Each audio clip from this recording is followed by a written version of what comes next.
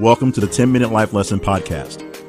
My name is Jay Cleveland Payne. I train people for improved personal and professional development, offering my assistance to those ready to develop their goals into tangible, focused, and achievable plans of action.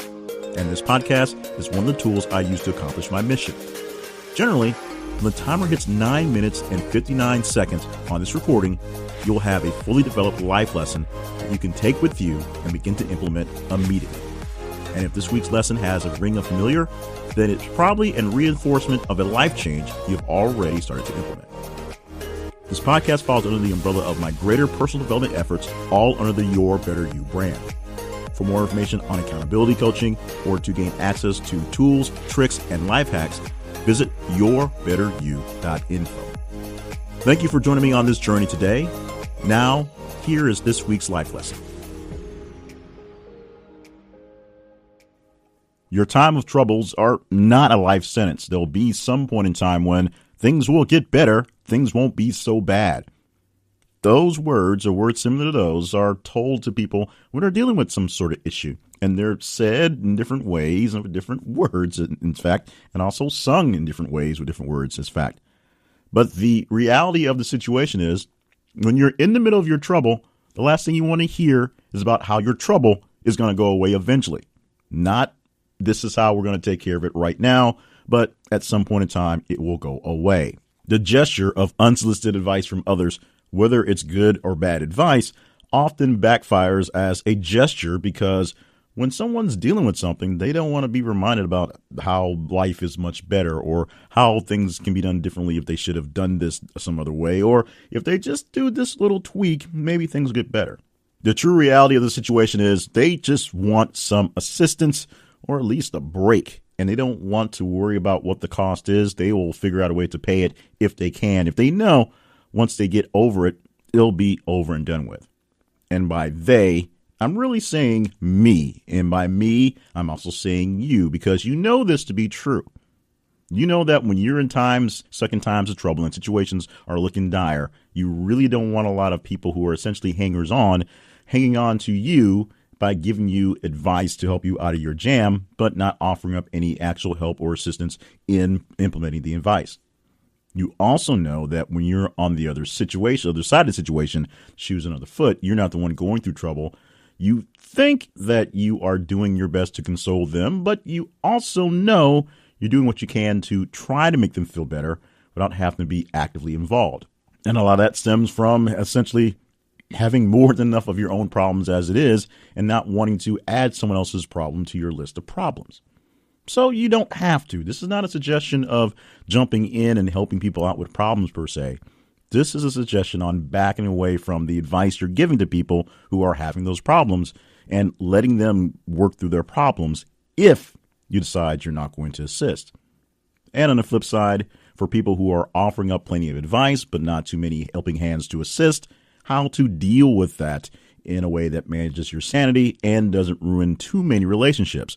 Although people who offer advice that don't offer help may offer up a sign that this is a time to reevaluate the actual relationship and what the two of you are getting from that. Maybe they're getting a lot more from it than you are, and that's why they're offering up their support in the way of support that doesn't help than you are getting, which is why you have to fix your own problems by yourself. Let's start with the more common problem, which is we will give out advice to people or give condolences to people who are going through some issues that we may understand or we may not totally understand at all, but we feel like we can see a little bit from the outside and offer them an outside view. So maybe you give them a little piece of that view so they can work it out. And that may be true. They may need a little outside perspective on how things are going. But you also have to remember that they are the ones that are dealing with it on the inside. Whether they're looking from the outside view or inside, they have to deal with the problem. They are living through a nightmare right now that for some reason or other, they can't seem to wake up from, and they can't shake even if they are awake. They are terrified. They're afraid. They don't know what to do next because they don't know what's going to happen and if whatever they do will even help or fix the problem. So these are people who are afraid at the moment. And you, in this instance, are not a person afraid of whatever they're afraid of. Their boogeyman belongs to them, and you can't do much about it. So you shouldn't do too much about it. You should offer up condolences and support, but unless they are actually asking for assistance and asking for some advice, don't try to toss in little bits and pieces of advice that you think is going to help. Conversational. If they want to have a conversation about their problems, then you're free to throw out ideas in the question and answer segments, and maybe you'll come up with something they've not thought of yet or not seen before. But if you're not just chit-chatting about whatever their problem is, and chances are they want to chit-chat about other things to avoid or just not think about their problem for a while, do something that's actually consoling and be consoling to them. Be a friend. Be a nice person. Do something that's not the problem and let them get back to their problem on their own, unless you're going back to help them fix the problem. If you're not there to fix it, don't offer up suggestions to fix it, because if you offer a suggestion, that means you're ready to back them up with help to implement the plan. Now, flip that around and think of yourself in a situation. Maybe you're in a situation now, but you've definitely been in places, whether there have been deep, dark despair or just minor annoyances, where something was an issue and people were throwing out things all out of the craziest notions that they thought would help. It could be something as simple as you're trying to lose a little weight and you hear all these different ideas on how to get your diet in order and exercise right and these things going on, just all sorts of just kind of randomish stuff. Some of them are from good places and from good intentions, just as if you were doing the same thing. Some of them are just people selling what they do. They see a nail and they are a hammer, so they're hammering away. And that's fine as well. But you have to learn to distill what's coming at you from a point of actual help and assistance, a point that's actual something that's good and benevolent, a point that's just somebody trying to sell you something, and funnel out the things that aren't working out. Focus on the things that are coming your way that actually make sense, actually are good advice, and actually come from people who you trust and who would actually help out a little bit. That's a lot of actuallys in that sentence, but it's pretty much the truth. You have to look at what is the true focus of the intention of the person offering up the advice and take it as gospel or with a grain of salt based on the person that you know. If you're sitting in a doctor's office and you have a cold and you're chatting up with someone who's also in the same office and they offer up some different remedies, they're just making conversation. Maybe those remedies are great, maybe they're not, but that's something they do, and they're just extending conversation because that quick bond is there. You will probably never see that person again, and what they said may not work for you, but they're just trying to be nice and being helpful and consoling in the moment. They're not actually pouring sage advice down on you. Now, if you have a family member that always gets at you for something that you keep trying and that doesn't work out, maybe you're trying to get a business off the ground and you keep having the issues that most business people have, and you have someone who really doubts you and they keep telling you things like, go get a job, go talk to somebody else, you need to do this, whatever.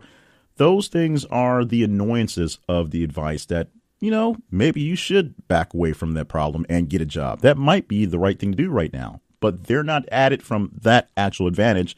They're just happy to see you fail. They like to actually see you keep trying harder and keep failing more so they can be even happier to toss out that useless advice because they see you failing and you're a great target for that. Whatever issues are inside of them that they feel a need to do that is their issues. That's not your job to fix or even point it out to them at this point in time. Your job is to avoid them, stay away from them. Don't use them for any actual help if you need actual help.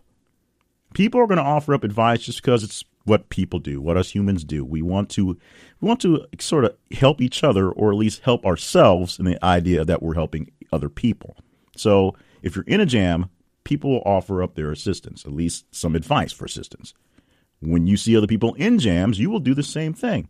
And based on your relationships with them and your time available and how you feel about the nature of the emergency, you will step in and help, or you'll offer good advice, or you'll offer quick consulting advice that was really just a matter of chit-chat. The same goes back towards you if you're in the same situation. The best thing to realize on either side of those issues is that, yes, trouble don't last. At some point in time, you will probably find a way out of that issue. They will probably find a way out of that issue. You can go back to a normal, regular conversational tone. In the meantime, if you're not up for helping, don't offer advice on helping. Be there if you can. Help if you want to, but know where you're going with it. And on the flip side, know where people are coming at you when you're in trouble to see who's actually offering a handout for assistance and who's really just waving their hands and trying to simply shoo you away.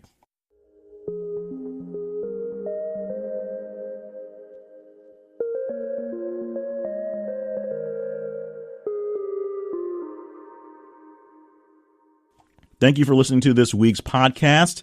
Thank you for supporting everything about Your Better You in particular, since this is the podcast that is sponsored by that website, and for all my efforts and all of my media stuff and all my coaching stuff as well. I got a lot of things going on, and we're doing our best, really doing our best right now to compress some things into some more logical items. So you'll start seeing less of some things and more of other things in other places combined, and hopefully they will work out for a better you.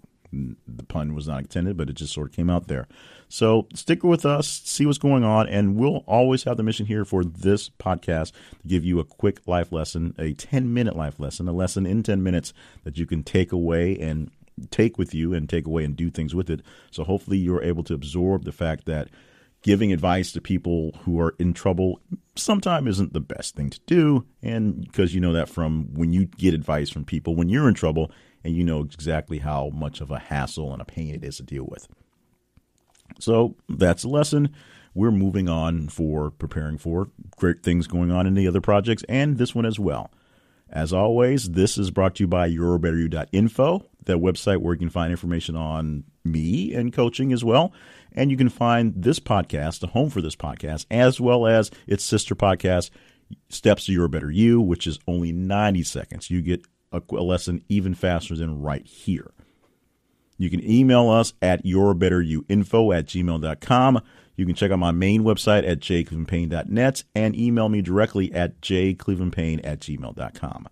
Thank you once again for listening to this podcast, helping us grow and learn and tweak and do what we can to join on this one. This is a case where advice is always accepted, even the trollish advice, because we get a little bit from that. Plus, we get a little cred from having trolls follow us around.